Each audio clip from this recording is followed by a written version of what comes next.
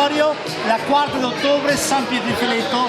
Davide Zanetti, il nostro carissimo amico, consigliere dell'associazione. Esatto, Ben trovato, sì. Daniele. Ciao Luigi, benvenuto qui. Finalmente dopo 3 anni siamo ritornati con il capannone in piazza. Raccontaci un attimino come si svolge questa festa. Siamo già all'ultimo weekend. Esatto, sì. Però comunque sì, sono stati 2 bei weekend molto lunghi e interessanti. Il primo weekend è cominciato bene con il venerdì sera con la cena del cinghiale. Qui c'è stato tante persone, è andata bene. E anche la domenica ci sono state belle giornate, finora il sole permettendo è stato dalla nostra parte, e il secondo weekend è anche andato benissimo, specialmente la domenica con il primo raduno Legends of Rally organizzato da un nostro carissimo amico Franco Bottega, in cui ci sono state più di 100 macchine in esposizione, e a pranzo poi abbiamo fatto il nostro solito spiedo d'alta marca, si può chiamare così, insomma, per il paese e per festeggiare la comunità.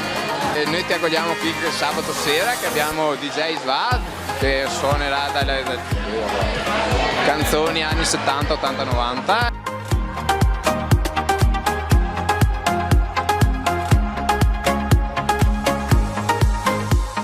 Ovviamente un grazie a tutte le associazioni. La 4 ottobre in questo caso sta facendo un lavoro ottimale, perché tra l'altro è una sagra in un periodo un po' strano, ma è di tradizione del paese, per cui si stanno impegnando ovviamente e i risultati fortunatamente sono più che ottimi.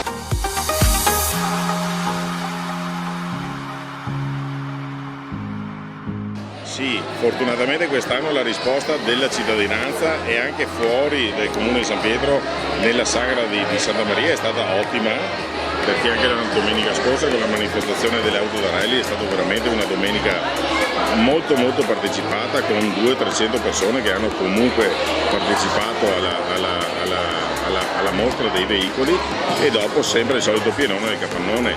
Santa Maria e il comune di San Pietro hanno tanto da offrire, ma ringraziamo i volontari che senza di loro l'offerta sarebbe ovviamente limitata a quello che ci dà il paesaggio, invece diamo anche sostanza a quello che possiamo far vedere alle persone.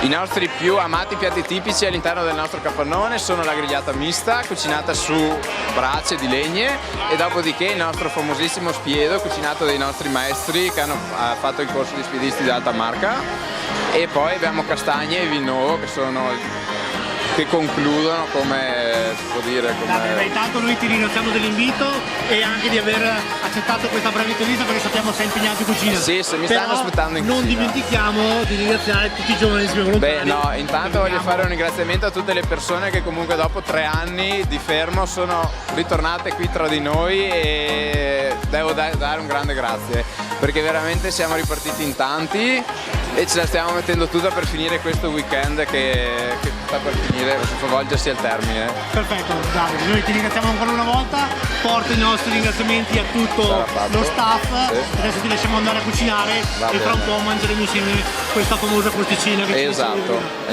Grazie mille, buona giornata. Qui alla 4 d'ottobre questa bellissima manifestazione su di Feletto. Grazie ancora, grazie Davide, grazie a tutto lo staff. Prego, grazie a te e buona continuazione.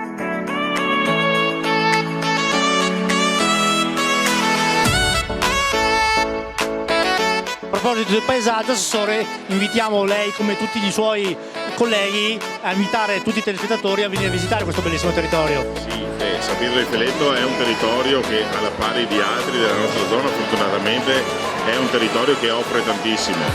Diciamo che ci sono degli scorsi che anche per noi stessi del comune non sono ancora conosciuti.